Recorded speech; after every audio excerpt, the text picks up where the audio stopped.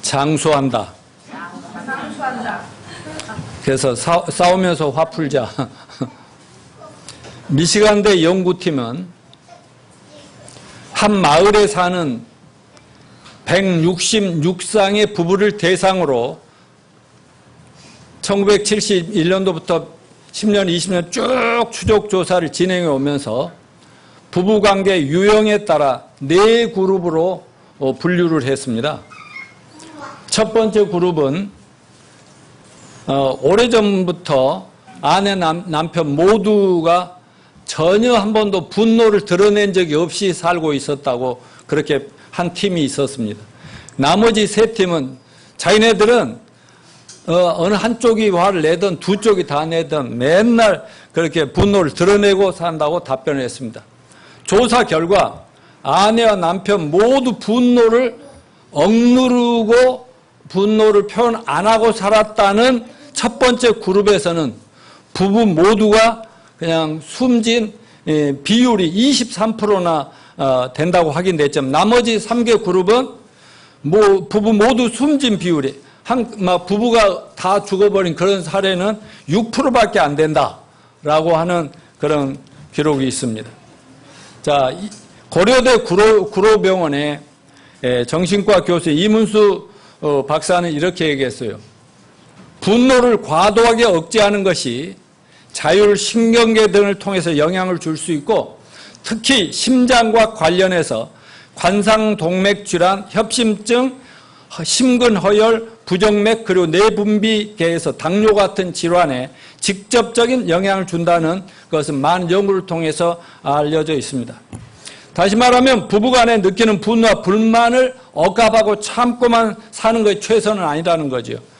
차라리 의사소통을 통해 갈등을 해소할 기회를 마련하기가 너무 어려워져서 갈등이 장기간 지속되고 여러분 분노가 억압됐을 때 이를 곰곰이 씹고 그런 경향은 남자가 클까요? 여성이 클까요? 그렇지, 당연히 여성이 강하고 지속시간도 남성보다 길어. 그러니까 더 심각한 심적 갈등을 여성이 더 겪는다는 것이죠. 따라서 배우자에게 화가 났거나 서운함을 느낄수록 자신의 감정을 어떤 형태로 솔직하게 표현하는 것이 중요하다고 연구팀은 말한 거예요. 우리 사모하고 나하고 한 번이라도 다퉜어요? 안 다퉜어요? 네? 말도 안 되는 소리 하고 있습니다. 그게 아니라 다들 우리 사모가 뭐라 하는 줄 아세요? 가끔은 속상한 것들을 마음으로 이렇게 털어놔버리고 그래야 나중에 그러고 나서 깨끗하게 크리스찬이 깨끗하게 없애버립니까? 그게 시원하다는 거예요. 그래서 저도 가끔은 시원함을 풉니다. 따라서 피 터지는 싸움에도 룰이 있다. 지난주에 말씀드렸지만 부부 사이나 부모 자식 간이나 형제들 가족 간에 갈등 없는 가정관계는 인간관계는 없어요.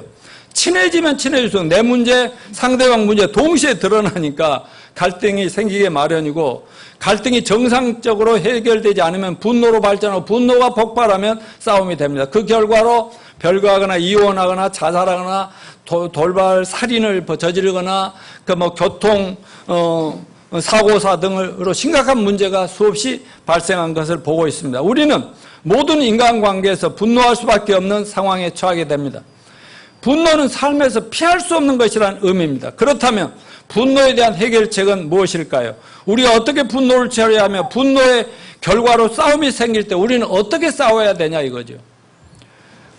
여기 권투할 때나 태권도 할 때나 유도, 격투기 막 코피 터지는 싸움을 하는데도 거기는 규칙이 다 있다 이 말이에요. 정해진 룰을 어기면 어지없이 실격되고 자격 박탈이 됩니다. 그래서 오늘 설교의 방향은 지난주에서 부부간의 의사소통, 자식 대화의 향상을 위해서는 지혜가 필요하다 이런 말씀을 드렸는데 오늘은 그 두 번째 순서로서 부부간의 의사소통의 지혜를 어떻게 향상시킬까 이거를 하나님 말씀이 가정생활의 부부관계, 인간관계 지침서잖아요. 이걸 통해서 듣기는 속히 하고 말하기는 더디하라. 그리고 성내기도 더디하라.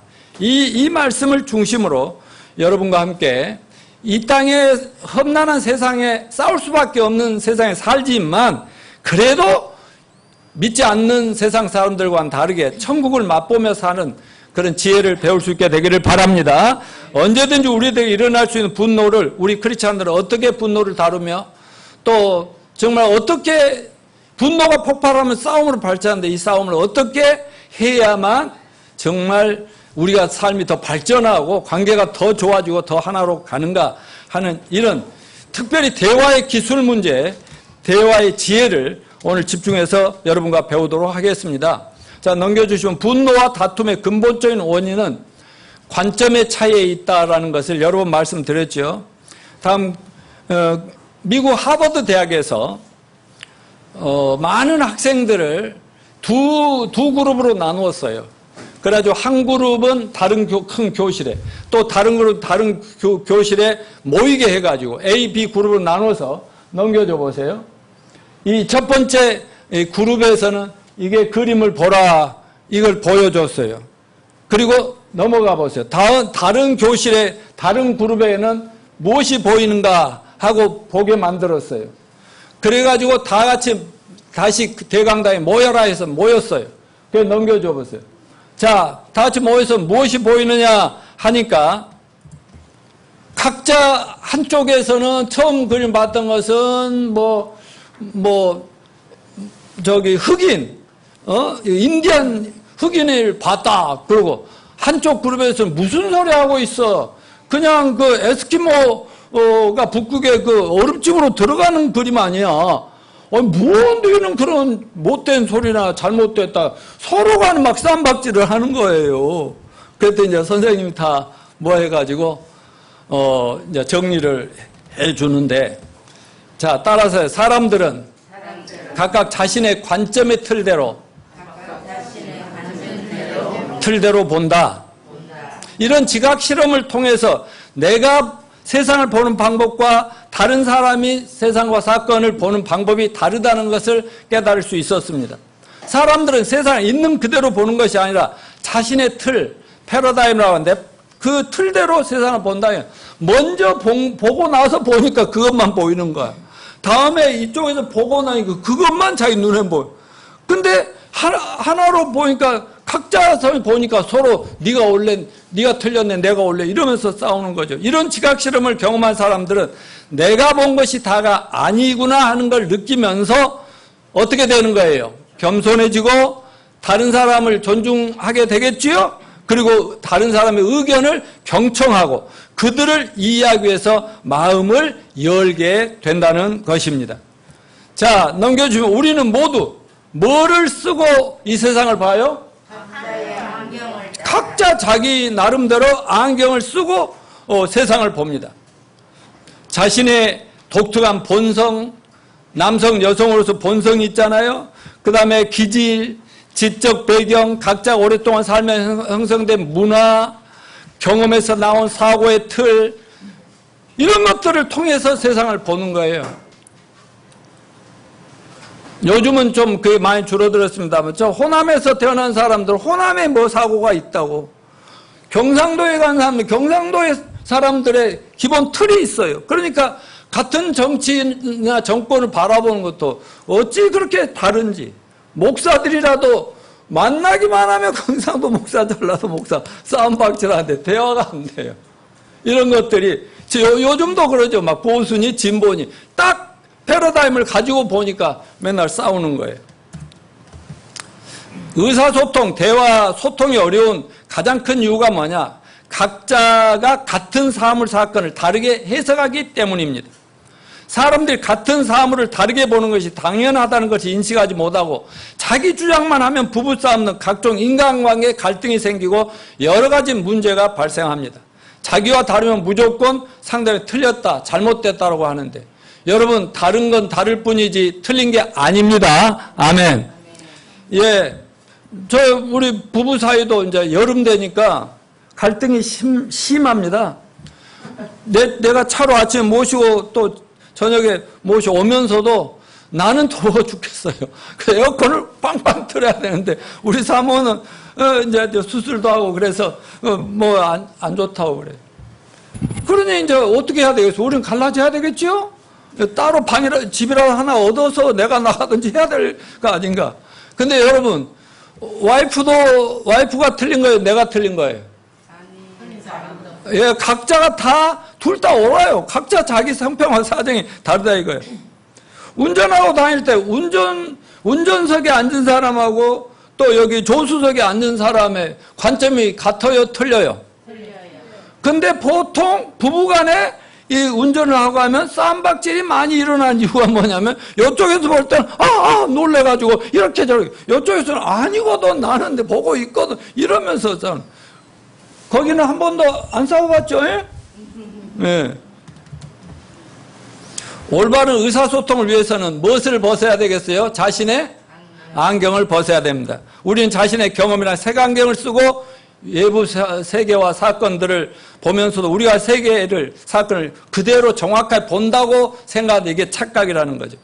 우리가 자신의 안경을 벗고 나와 다른 안경을 쓰고 세상을 보는 다른 사람의 입장을 이해하지 않는 한은 우리는 결코 좋은 인간관계, 진정한 유대관계를 쌓을 수도 없고 다른 사람에게 그 긍정적인 영향도 미칠 수가 없는 것입니다. 자신의 안경을 벗는다는 것은 다른 사람을 먼저 이해하려 함을 의미하는 것입니다. 그래서 넘겨주시면 대화의 가장 중요한 원리가 뭐겠어요?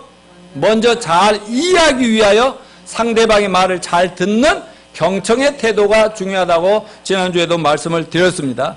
자, 넘겨주시면 의사소통에 4가지 수단이 있어요. 읽기, 쓰기, 듣기, 말하기.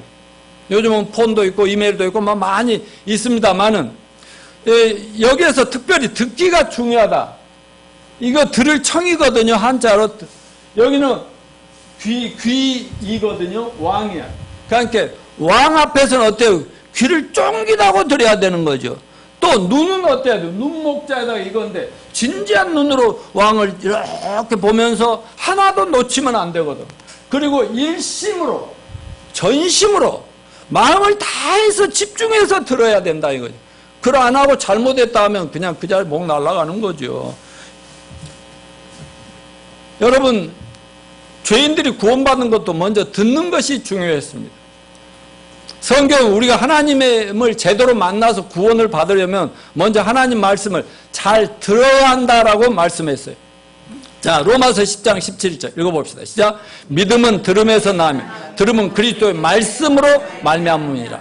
로마서는 사도 바울이 율법주의자로 자기가 타고난 때부터 가진 집안의 종교로 선행으로 십계명을 지키고 착하고 올바르게 살아서 어떻게든지 천국에 도달해보겠다고 열심히 하다가 오늘 예수님 딱 만나서 아무 잘한 것도 없는데 믿음으로 구원받아. 그래서 하나님이 계시로 로마서를 썼는데 로마서 핵심은 뭐예요? 믿음으로 구원받는다. 근데 아무거나 믿습니다 한다고 믿는 게 아니라 예수님의 십자가 죽으심과 부활, 이것을 믿으면 우리 과거, 현재, 미래의 죄가 한꺼번에 다 없어져 버린다라는 이 복음을, 기쁜 소식을 죄인들이 듣고 믿으면 구원을 받으리라.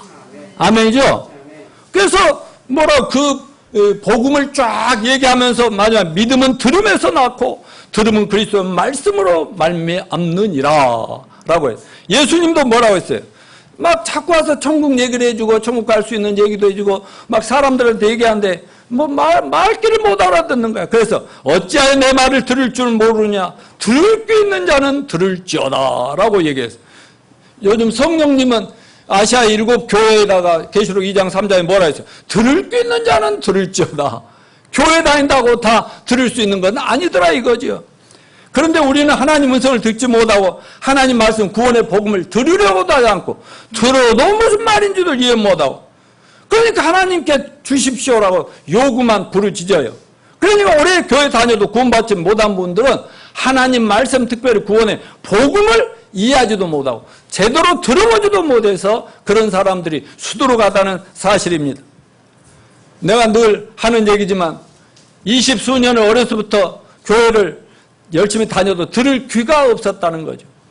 20년 이상 교회 다니며 설교를 듣고 성경도 있고 만책들도 있고 했지만 하나님의 음성을 들을 귀머거리였기 때문에 하나님이 나를 위해서 마련해 놓으신 구원의 도를 깨닫지 못하고 방황했습니다. 그리고 맨날 구원과 축복을 요구하고 내 뜻대로 잘 안 되면 하나님 정말 살아계십니까? 어디 계십니까? 부르짖으면서 원망하고 불평합니다. 그러다가 1979년 4월 10일에 화곡동에서 침례교회 목사님을 만나 구원 상담을 통해서 하나님의 말씀, 복음을 제대로 듣게 된 거예요. 제대로.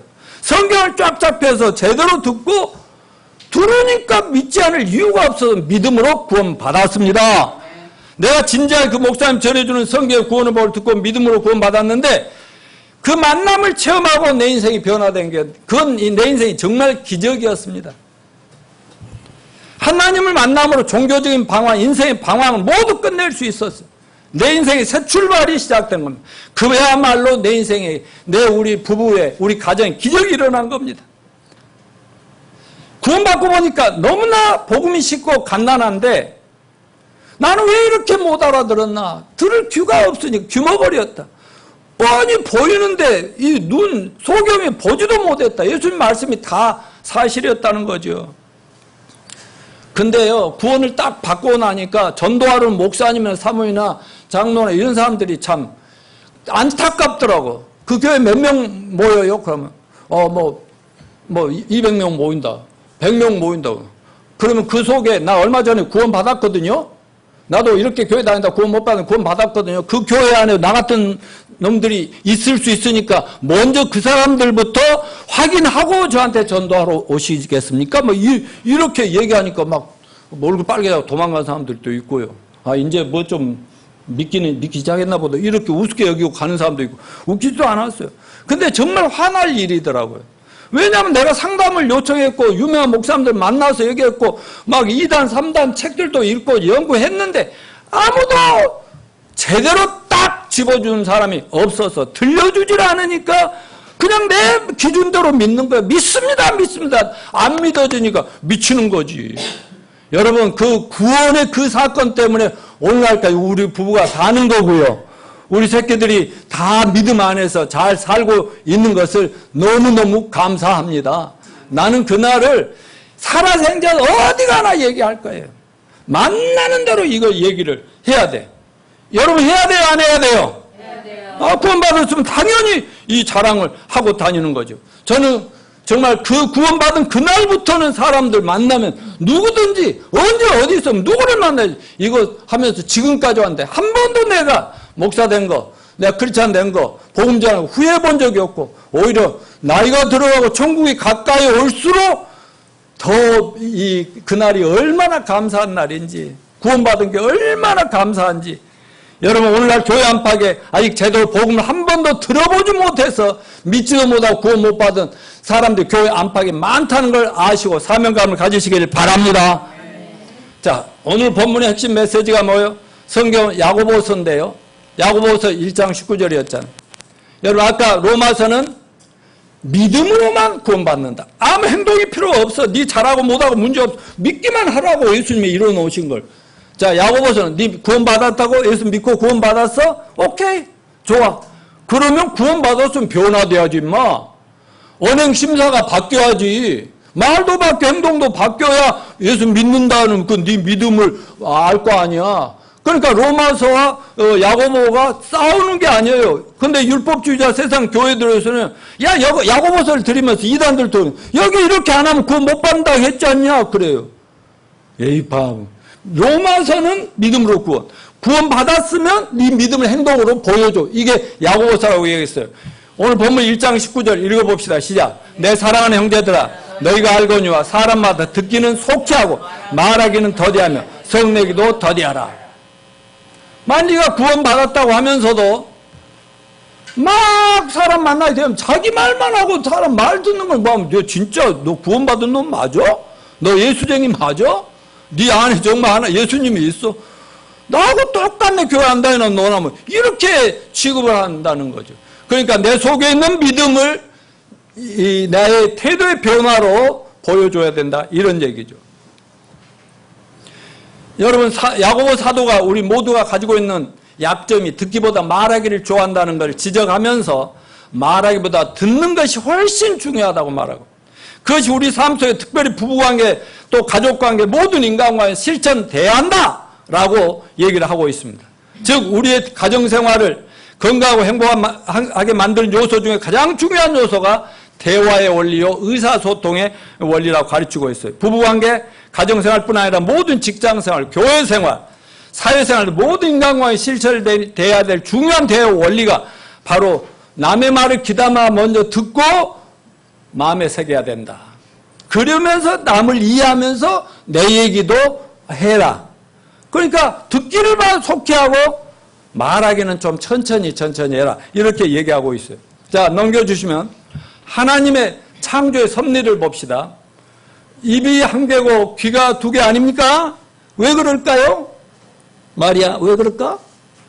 귀가 두 개인 것은 두 배로 듣고 말은 한 배만 하라. 오케이?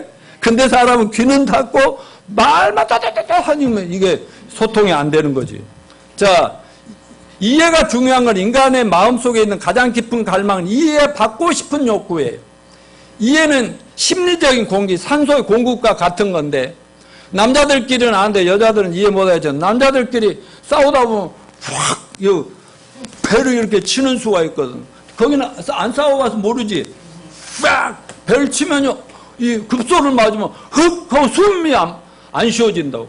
여러분 숨이 안 쉬어질 때 제일 중요한 게 뭐예요? 밥이에요? 짜장면이에요? 뭐가 중요해요? 예. 그거 숨 쉬는 게 중요하죠. 그거 왜 짱할 필요 없어요. 왜 가정에서 큰 소리 나고 왜 고함이 나요? 이해 좀 해줘. 내 말 좀 들어줘. 나 좀 존중해 줄래? 그런 얘기 아니에요? 그게 소리 지르는 거예요. 그래서 오늘 본문은 듣기는 속히 말하기는 성내기는 더디하라고. 좀만 자기가 생각이 다르면은 말이 빨라지고 성질부터 내는 그 버릇 좀 고치자. 오늘부터 고칩시다. 아멘. 인간관계의 갈등과 고통은 어디에서 시작되는가? 수많은 인간과의 갈등과 다툼, 가족들에게 고통 안겨주는 갈등의 원인은 바로 어디서 와요? 오해에서 와요. 오해에서. 오해는 이해 부족에서 오는 것입니다. 서로 간에, 가족 간에 서로 이해가 없는 한 원만하고 행복한 가정 이런 건 불가능하다 이거예요. 다른 사람을 이해하려는 노력 없이 원만한 인간관계도 정말 불가능합니다. 잘 이해하면 90% 이상 갈등은 해소되는 거예요. 여러분, 부부간에나 자녀간에나 친구들 간에 실수하는 것은 나쁜 의도를 가지고 있기 때문이 아니다는 거죠. 단지 이해가 부족하기 때문에 오해해가지고 거기서 목소리가 끊어지고 분노하고 쏙 싸우는 거예요. 서로의 마음을 분명하게 읽지를 못하기 때문에. 예를 들자면 내가 집에서 지하로 내려갈 때 차를 끌고 올라오고 사모님이 이제 나오려고 하면 사모님이 빨리 나가는 것을 조금만 기다렸다가 천천히 나오라고 하는데 사모님은 나오면 쑥 나가요. 근데 뭐 그렇게 그러면서 했어요. 근데 한 번은 화가 탁 나는 거예요. 말하자면 자기도 볼 일 있으니까 빨리 나가서 바람도 쐬고 하려고 나갔는데 왜 그러냐는데 그럼 내가 뭐 늦게 나오게 하고 싶어서 그러겠어요. 나가서 연약한 몸으로 오래 서 있고 혼자 기다리려면 나는 또 막 기다리는 생각하면 차를 확 지하에서 막 몰고 오다가 막 부딪혀 차라도 고장나면 어찌게 되겠어요. 막 그런저런 생각으로 좀 천천히 시간 맞춰 나오러 이런 서로 오해, 서로를 생각하면서 하는 건데도 오해하다 보면 화가 나게 되는 것이다 하는 거예요. 모든 인간과의 갈등이 이와 같습니다. 남에게 이해받지 못하고 남을 이해하지 못할 때 고함치고 거기에 지나친 감정이 실려 방어 심리를 자극하고 더 큰 분노와 상호 비방을 일으키고 같은 과정을 반복하게 되는 것입니다. 사람은 결국 자기가 원하는 것은 아무것도 얻지도 못하면서 인간관계만 파괴되고 상처를 얻고 아주 붕괴되게 되는 겁니다. 그래서 하나님 말씀은 오늘 본문에 뭐라고 그랬어요? 야고보서 1장 19절 다 같이요. 말하기는 더디하고 듣기는 속히 하라. 성내기도 더디하라. 남을 이해하는 것이 쉬워요? 어려워요? 진짜? 왜냐하면 그 사람을 이해하려면 그 사람의 본성과 기질, 살아온 배경, 그들이 가진 지적인 수준, 경험, 체험한 문화들 이런 모든 걸 전체적으로 가지고 이해를 해야 되는데 그래서 상대에 대해 충분히 알기까지는 내가 저 사람 다 안다고 말할 수가 없다 이거죠. 그래서 많은 부부들이 10년 있으면 3년 살고도 아직도 모르겠어. 그런 것들은 그만큼 절대로 변할 수 없고 이해할 수 없는, 근데 상대방 입장에 서지 않으면 안 되는 것들이 있다는 거죠. 그래서 여러분 꼭 기억할 사실은, 우리가 물리적 생존 욕구가 있잖아요. 우리가 식욕 같은 게 있듯이 배고프면 먹어야 돼. 인간의 가장 강한 심리적 욕구가 뭔지 아나요? 심리적 생존 욕구. 이건 이해받고 싶은 욕망인 거예요. 여보, 나 당신의 이해를 정말 많이 받고 싶거든. 당신도 이해받고 싶지요? 예, 이거거든. 이해한다는 건 그 사람 내면의 가치를 인정하고 확인하고 인식하고 높이 평가해 주는 거예요. 이중화 장로님은 거의 예수님 수준이라 그 권사님이 안아로 줘도 아무 상관없죠? 무시하든 뭐 안아줘도 성질 전혀 안 나죠? 나는 안아로 주면 지금도 성질나. 그러니까 아직 목사가 못됐죠. 알아주더만 난 죽었다. 네가 나를 뭘로 봐도, 말은 내가 종이니까 뭐 몸종같이 하지 뭐 이러면서도 인정을 안 해주고 높이 평가를 안 해주면 속에서 불이 날라고 그런다니까. 잘 부탁합니다. 그래서 가족 간의 이웃 관계에서 상대의 말을 경청하는 식, 그렇게 중요한 것입니다. 왜냐하면요, 제가 이런 설교를 수없이 해왔겠지만은, 이제 이런 설교하고 집에 가면요, 내가 상당히 대접받는 느낌이 있어서요, 저는 저를 위해서 합니다. 자, 다른 사람을 이해하기 위해서 경청하는 법을 배워야 되겠죠? 자, 넘겨주시고, 자, 원활한 커뮤니케이션을 위해서. 아니, 운동장을 막 달려가는데 앞에 장애물이 있으면 막 넘어지잖아요. 깨지잖아요. 잘 뛰지 않으면. 그런 것처럼 우리 의사소통에도, 대화에도 장애물이 있어요. 어떤 사람들과 대화가 참 어렵냐. 자기 주장이 강한 사람과 대화할 때. 또 EBA라고 감정은행이 돼. 은행에 계좌에 돈을 빼려고 하는데 돈이 없어. 그러면 돈이 안 나오죠. 우리 마음속에 상대에 대한 신뢰, 이 계좌가 이렇게 쌓여야죠. 근데 불신만 쌓여있고 못된 것만 쌓여있으면 서로 간에 대해서 이게 대화가 참 어렵지요. 또 이해 수준이 낮은 사람들이 있고, 또 말을 하면 무시하거나 또 억지를 잘 부리면 안 되고, 대화의 원칙이 있는데 대화의 룰을 모를 때 참 그 소통이 어렵다는 거죠. 자, 그래서 말을 잘 들어야 되는데 경청의 원리는 처방하기 전에 진단하라. 무슨 말씀이냐? 넘겨주십시오. 자, 판단 전에 뭐가 필요해요? 이해 과정을 거쳐야 바람직한 결과를 내죠. 예를 들어서 의사들은 딱 보면 대충 이 사람 몇 마디 들으면 그냥 알 수 있지만, 그렇지만 병원에서 검사해요, 안 해요? 진단을 치밀하게 해요, 안 해요?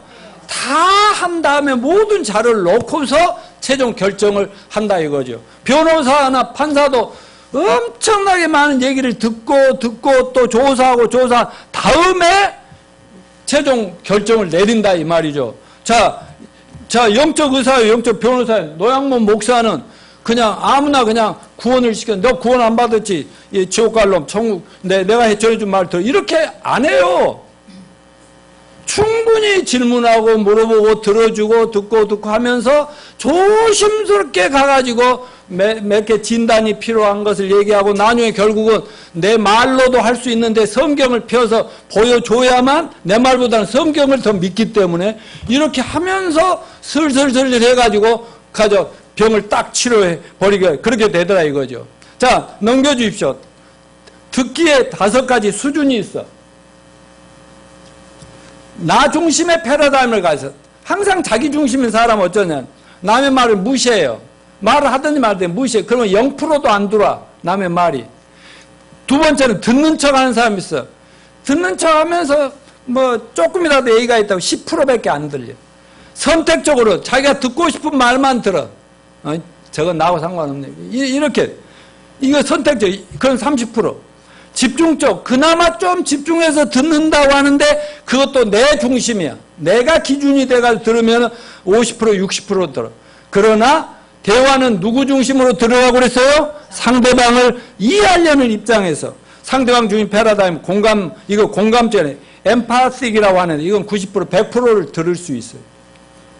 자, 방송 대담을 보면은요, 토론 프로그램이 요즘도 많은데, 옛날에 제일 토론을 잘 인도한 사람들이 몇 사람인데, 그 중에 손석희라는 사람, 지금은 JTBC 안 하는데요.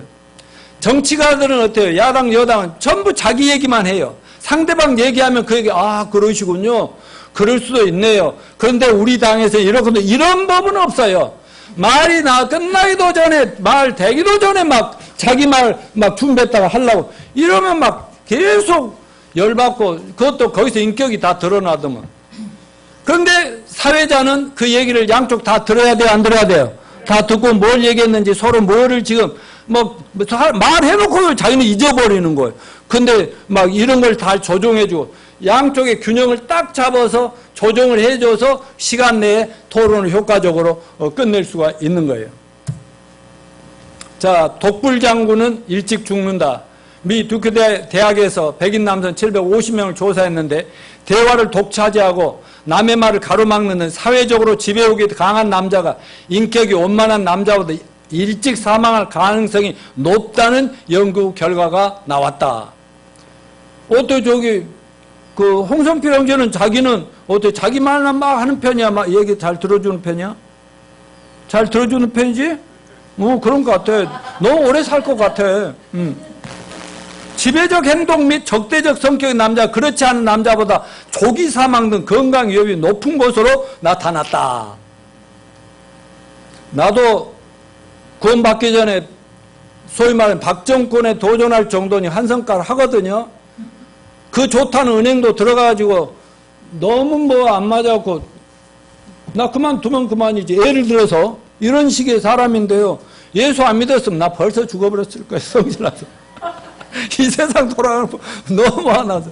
근데 하나님 은혜로 아직도 살고 앞으로도 엄청 오래 살 것 같아서 감사합니다.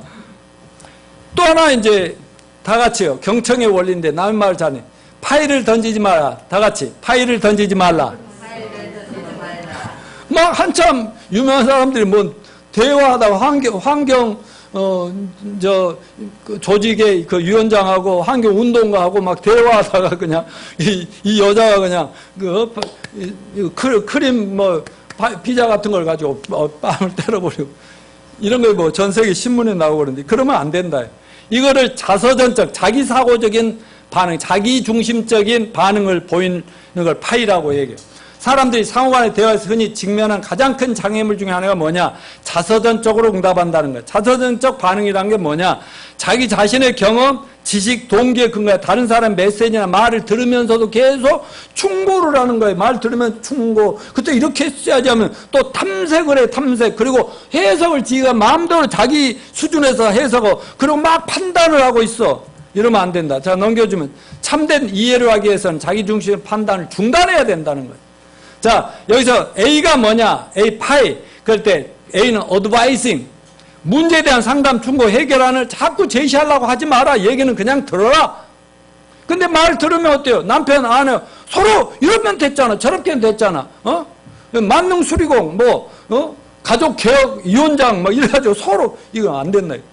탐색, 자기 기준으로 이 틀을 자꾸 질문을 하면서 성질을 돋군단 말이에요. 해석, 자기 자신의 경험에 근거해 다른 사람 동의나 행동을 자꾸 설명을 자기가 전혀 외만 소리를 한단 말이죠. 판단하는 의견을 달리하면 이건 그러면 안 되지. 이랬어야 되는 거 아니야. 이렇게 말하면 자꾸 판단을 하려면 제대로 이해가 안 된다는 거죠. 근데 자서전적 응답이 효과적이 못할 때 뭐냐? 상대방이 들어주기만을 원할 때가 있어요. 그냥 들어주기만 하라. 상대방이 여유를 가지고 자신의 페이스대로 자신의 감정을 나타내고 노출하고 싶어 할 때, 상대방의 대화 내용이 감정적일 때. 그래서 어떤 형제나 자매나 또 가족 중에 막 화가 나서 목사님이나 또 형제 자매 찾아와서 막 토론하고 누굴 막 욕을 하는데 그렇지 않은 대화죠. 욕을 하면 쓰겄어? 네가 못됐구만 이러면 대화 안 돼. 거기서 욕 비슷한 거라도 같이 하면서 같이 감정에 참여해 달라고 그랬지 않습니까? 맞아요, 맞아요. 그렇게 하라는 거예요. 근데 자기만 고고 앉혀.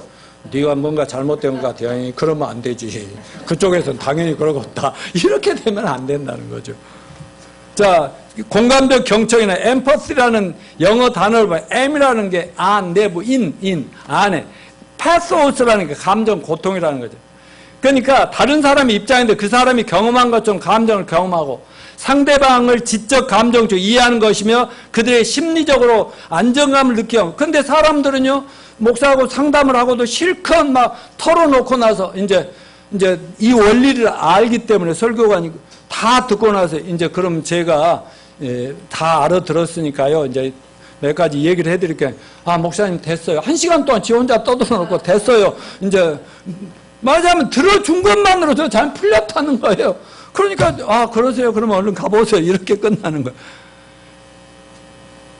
공감은 제3의 대안을 만들어내는 동정이나 동의가 아니고 그냥 동감해주면 거기서 다른 처방이 나온다는 거죠. 자, 그러면 공감적 경청의 방법이 뭐냐? 여기 내용 반복, 내용을 재정리하거나 상대의 감정을 파악하고 내용 재정리, 감정, 나중에 결국은 상대방이 이해하지 못하고 있거나 나도 이해가 안 되면은 아무 말 할 필요가 없어요. 그런 이 5가지 원리가 있는데 하나 예를 들어가면서 설명해 볼게요. 공감적 경청 기술의 예를 듭니다. 어떤 직장에서 김대리가 자기 팀장님한테, 상관한테 팀장님 당장 사표 내겠습니다. 도저히 못 해먹겠어요. 그때 야 자식아 너는 그만둬도 상관없거든. 이렇게 하면 안 된다는 거지. 뭐라고 하냐. 내용 반복. 아니 김대리 당장 사표를 내겠다고 이게 내용 정리예요. 상대방 말을 이렇게 되씹어주는.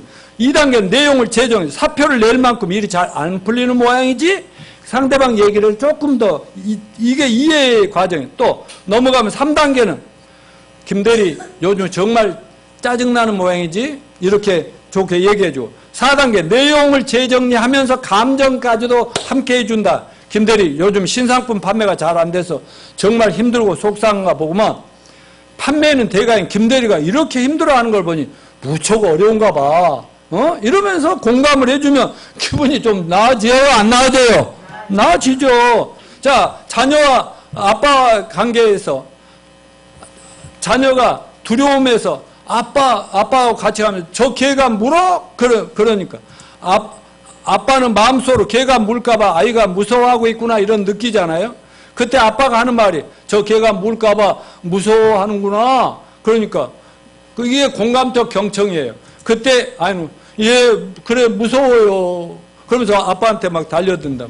이렇게 공감적 경청을 해. 똑같은 상황의 두 대화를 비교합니다. 첫째 대화는 민준이가 학교에서 돌아오자 책가방을 던지듯 집에서 내려놓고 오늘은 정말 재수없는 날인가 봐. 그랬더니 엄마가 왜 그래? 선생님께 야단 맞았니? 그래. 그러니까 민준이가 심통이 그래. 숙제 안 가져가서 선생님께 맞았단 말이야. 그러니까 몇 대 맞았어? 너 혼자만 맞았니? 반장도 맞았어? 안 맞았어? 막 이렇게 나오고. 그랬더니 민준이가 뭐라 투명히 그리고 엄마 보면서 한심하다는 듯이 엄마는 뭘 몰라 난 참 몰라.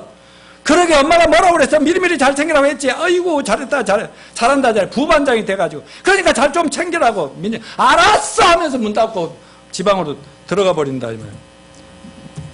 자, 근데 두 번째 대화는 민준이가 학교에 돌아다 책가방을 내려놓습니다. 오늘 정말 재수없는 날인가 봐. 그랬어요. 엄마 뭔가 좋지 않은 일이 있었던 모양이야? 그랬더니 민준이가 그래 숙제 가져오지 않았다고 손바닥을 5대나 맞았거든? 그랬더니 아이고 저런 창피하기도 하고도 손바닥도 아팠겠다 우리 아들 그랬어. 그랬더니 민준이 애들이 놀리는 거야. 부반장도 맞는다고. 그래? 너 정말 쪽팔렸겠다. 자존심도 하고 창피했겠네? 그러니까 부반장 체면이 말이 아니야. 내일부터 꼭 미리미리 챙겨가려고. 엄마 나 배고파 밥 좀 줘. 이러면서 사이가 얼마나 좋게 풀리는데. 자, 또 하나 넘겨준 공감력 경청이네. 어머니가 오락실에 가고 싶었구나. 그러니까 아들이 눈물을 흘리면서 엄마한테 들켜서 무서웠지. 엄마가 이제 기다리다가 오락실 찾았나 봐. 깜짝 놀랐어. 그러면 더 울려 막. 왜 약속을 잊었지? 그러니까 청소하고 나오니까 남준이가 기다리고 있었어요. 안 간다니까 돈 200원 주면서 같이 가자고 막 그랬어요.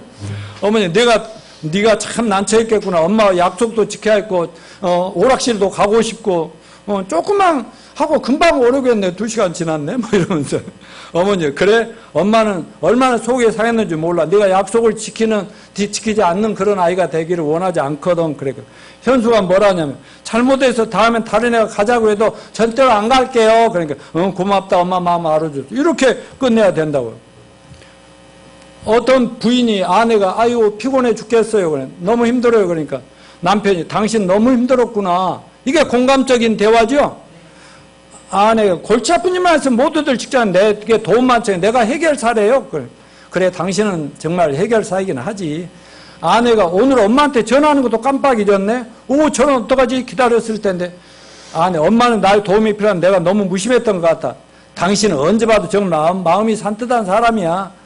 아내는 당신 정말 그렇게 생각해요? 아 정말이지 않고 자 이리 와봐 당신 한번 안아주고 싶어. 여기까지 간다고요. 그때 아내가 여보 내 마음을 알아주는 사람은 당신뿐이야. 내가 결혼은 잘한 것 같아. 우리 저녁 맛있게 해먹어요. 이러면서 그러는데 우리 아내가 요즘 남편 잘 만난 것 같아 안 하고 내가 확인하고 한 10,000번을 확인했는데 잘 만난 것 같다고 억지로라도 얘기해요. 근데 아무튼 근데 여기다 대놓고 피곤해 죽겠다면 그러니까 너는 일을 난 너무 하지. 직장 그만두면 될 거 아니야 뭐. 엄마한테 하는데 아이고 엄마한테 뭐 니도 좀 힘들어 죽겠는데 막 이런 식으로 까면은 대화가 안 된다는 거죠. 자 달라진 대화. 영태 저 이제 왔어요. 어머니 서둘러온다 애썼구나. 영태가 죄송해요 약속을 못 지켜서. 어머니 그럴 만한 사정이 있었겠지. 영태 아들이 뭐나 일주일 후에 선배들을 만났어. 대근이나 성찬이는 내가 먼저 간다고 그래 잘 가 하는데 선배들은 붙잡아요. 영태는 그 선배들은 며칠 전에 목욕하고 오는 길에 맞았어요. 네가 정말 고울라니까 어디 맞지는 않고 아니요 사실은 저도 애로운 놈이죠. 마음을 주고받을 친구가 없어요. 공부 좀 한다는 놈들은 어떤 문제가 있을 때 언제 받냐는 시기인데 그래서 실업학교에 다니는 대근이는 내게 어려움이 있을 때 도와주려고 했어요. 그동안 내가 친구 문제로 고민이 많았겠구나. 그랬더니 영태가 내가 함께 어울리는 친구들이 꼭 내 마음에 들어서 노는 거 아니에요. 이제 그만 놀고 공부할게요. 이렇게 달라진다고. 이게 그래서 넘겨줘. 자녀들의 마음을 열게 하는 기본 대화법 뭐뭐 했구나. 다 따라서 했구나. 또 부부간의 어른들끼리는 그래요. 그랬군요. 그래서요. 다 같이 해봐요. 그래요. 그랬군요. 그래서요. 그랬구나. 그랬구나. 이렇게 하란 말이에요. 자녀가 늦게 들어올 때 불안하고 걱정되고 초조하고 긴장한 부모가 화가 나는 이유. 그러면 의사표현을 썩 나가! 돌지 말고 나가버려. 그러면. 그런 자녀가 생각할 때면 나를 싫어하는구나. 사랑하는 마음에서 하는 얘기지만 오해를 한다고. 그래, 속썩이냐? 이놈아, 맨날 속썩여. 그러니까. 그래, 난 나쁜 사람이 몰랐어? 내가 속썩이냐? 자기가 속썩이면 속으로 막 욕하면서 방구를 들어간다. 얼마나 엄마가 걱정했다고. 돌아서 다행이야. 그래. 정말 나를 사랑하는구나. 이렇게 언제나 그런 메시지로 해주시기 바랍니다. 자, 결론을 맺습니다. 다른 사람 말을 경청하는 훈련은 상대방을 이해하는 건데 필수적이다. 다른 사람 말을 경청하기 위해서는 기술도 필요하고 아까 배웠던 그런 원리들도 필요하고 성품이 중요한데 대화의 기술보다가 뭐 인격이 중요하겠죠? 그래서 우리가 구원받았으면 정말 계속 하나님 말씀을 듣고 읽고 배우고 나누면서 영적으로 성숙하고 성장하면서 예수님을 닮아가면 우리는 대화의 최고의 전문가가 될 줄로 믿습니다. 인격이 민수하면 남을 이해하기보다 자기를 자꾸 이해시키려고만 하니까 꼬인단 말이죠. 성숙한 사람일수록 상대방을 먼저 이해시키려고 합니다. 그래서 인간관계 승리를 위해서 먼저 잘 이해하고 이해시킵시다. 먼저 마음을 열고 잘 들읍시다. 그 다음에 충타 매판하지 맙시다. 파이 던지지 말라고 그랬죠. 말할 때는 상대방 진지하게 잘 들으십시오. 공감적 경제 태도와 기술을 개발합시다. 이 원리를 부부간에, 부모 자식 간에, 교회 성도들 간에, 직장에서 이웃 간에, 친구 간에 전부 잘 적용해서 우리 친구 최고야, 우리 남편, 우리 아내 최고야, 우리 엄마 아빠 최고야, 이런 칭찬을 들으시는 여러분이 되시기를 축원합니다.